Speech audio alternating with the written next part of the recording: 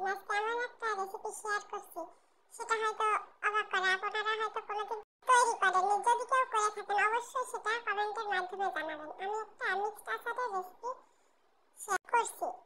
আমি প্রথমে এখানে বড় বড় দুইটা কাঁচা আম নিয়েছি। আম দুইটা গ্রেটারে কুচিয়ে নিয়েছি বড় ছিদ্রটা দিয়ে।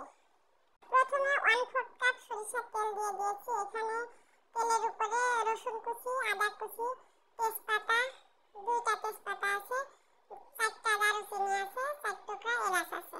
এগুলো একটু ভেজে নিয়েছি যাতে কাঁচা গন্ধটা চলে যায়। একটু ভেজে নেওয়ার পরে আমগুলো দিয়ে দিচ্ছি। দিয়ে কিছুক্ষণ নাড়ার পরে নেড়ে নরম হলে এরপরে দিয়ে দিচ্ছি 1 মুঠ তেঁতুল, 1 মুঠ কিশমিশ আর 5 থেকে 6টা লিচু কুচি করে কেটে নিয়েছি। এবার একটা বেশ কিছুক্ষণ নেড়ে দিব। লবণ দিয়ে স্বাদ মতো লবণ দিয়েছি আর চিলি ফ্লেক্স দিয়েছি, আপনারা যে যেমন ঝাল পছন্দ করেন।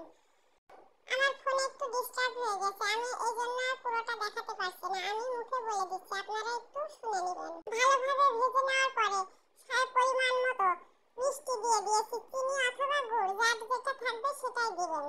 এই আচারটা তৈরি করতে বেশ কিছুক্ষণ সময় লাগছে। লো হিটে দিয়ে আস্তে আস্তে উল্টায় দিবেন একটু পর পর। হয়তো নাড়তেও পারেন, কোনো প্রবলেম নাই। আচারটা দেখছেন কত আকর্ষণীয় হয়েছে, খেতে কিন্তু খুবই অসাধারণ। এখনো তো কাঁচা আম আছে, যদি আপনাদের বাসায় থেকে থাকে অবশ্যই এই আচারটা তৈরি করে খাবেন। একদম মাথা নষ্ট করা আচার। এই আচারটা অবশ্যই সব আচার থেকে সেরা আমার মনে হয়।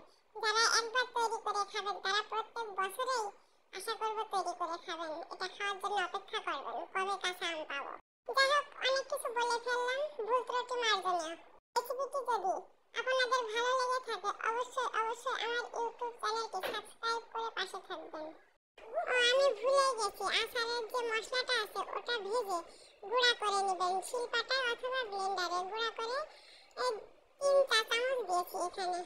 মৌরির পরিমাণটা বেশি দিবেন। আমার ফেসবুক পেজটি লাইক ফলো দিতে ভুলবেন না। আল্লাহ হাফেজ।